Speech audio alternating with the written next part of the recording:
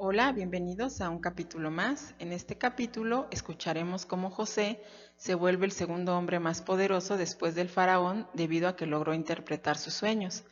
Al haberle preguntado el faraón a José qué podrían hacer para evitar los años de carencia, José le dice que debe colocar en la administración a un hombre inteligente y disciplinado para que pueda administrar el 5% de todos los granos y víveres durante los años de abundancia y así poder vivir durante los años de carencia. Entonces el faraón, al escuchar esta idea, le dice: ese hombre eres tú, y te entrego mi casa y te entrego Egipto para que lo administres, y nada se moverá sin que tú lo decidas, a menos que yo disponga otra cosa. Y José se vuelve un hombre muy poderoso. Entonces es así como José se encarga de administrar durante los primeros 7 años de abundancia, y el faraón lo llena de oro y lo llena de lujos. Asimismo le da como esposa a Asenat, con la cual él tiene 2 hijos, Manases y Efraín.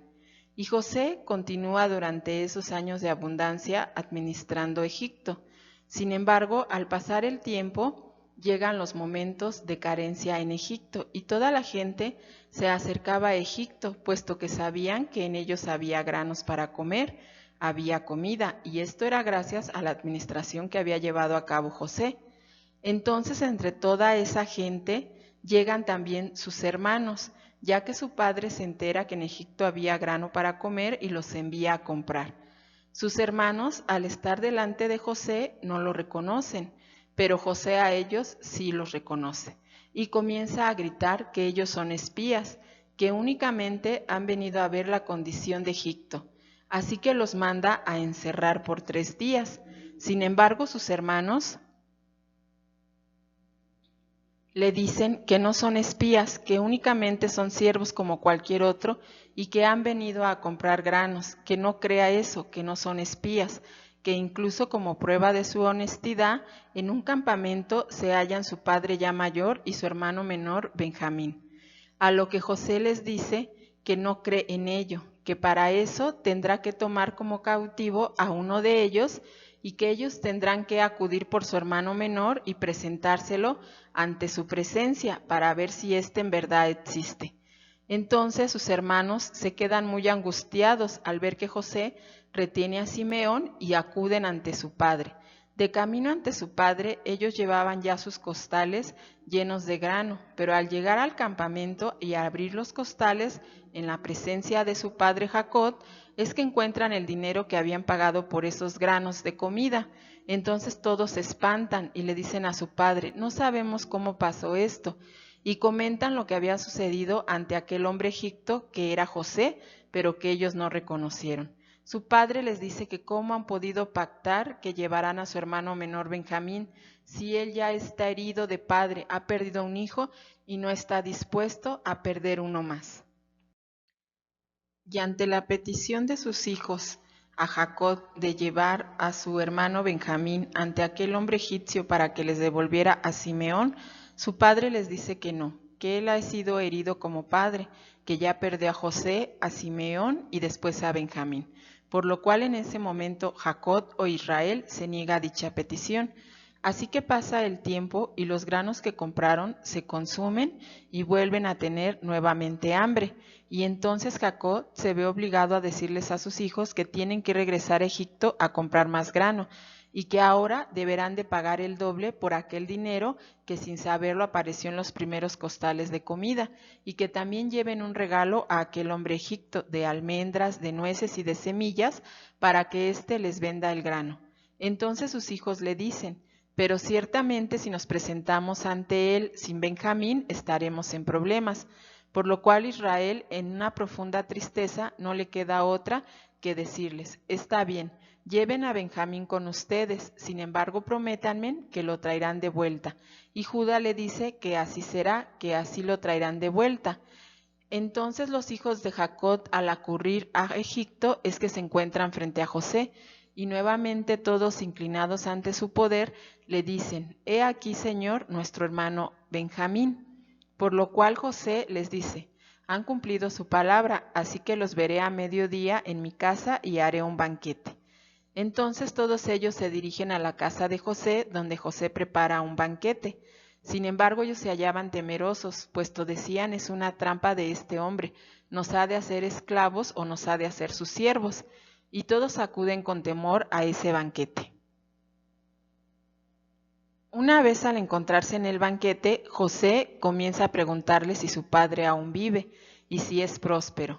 Y ellos le dicen que sí, que su padre aún vive y es próspero, pero que debido a la escasez que ha ocurrido en todo el mundo, ellos también se hallan afectados y por eso han comprado grano.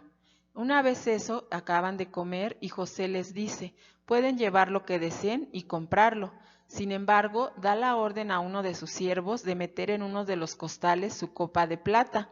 Una vez que su siervo guarda la copa de plata en los costales sin que ellos se dieron cuenta, José da la orden de que los alcancen en el camino y que les digan por qué han hecho un mal por un bien.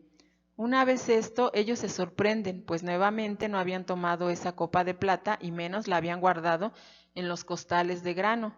Sin embargo, José los acusa de haberlo hecho. Entonces les dice que deberá retener a Benjamín con él.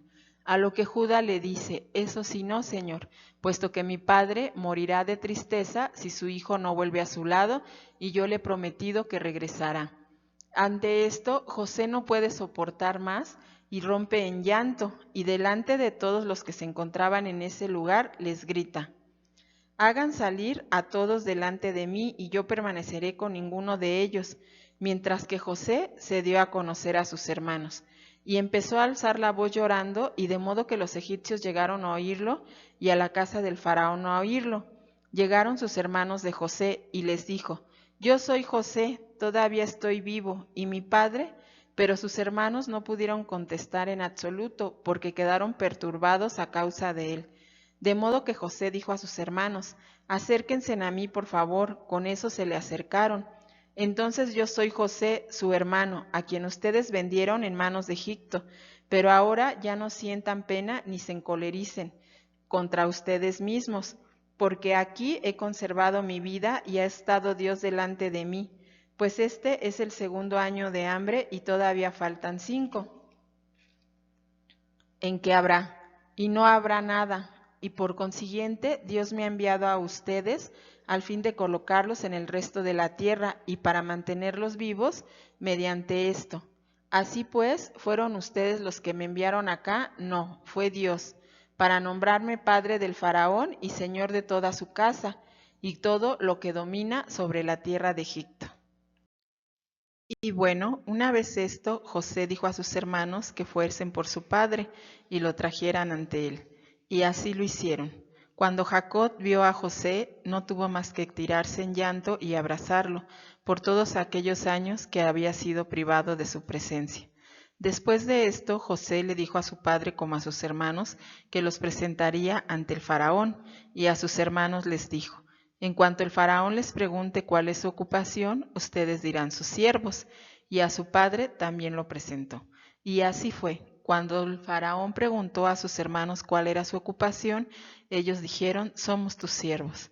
Finalmente el faraón se acercó a Jacob, y Jacob le dio la bendición. Después de esto, los hermanos de José fueron convertidos en mayorales y se hicieron cargo del rebaño en egipcio, así por órdenes del faraón.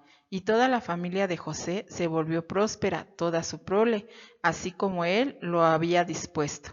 Y José los ayudó siempre, y esto evitó que murieran de hambre.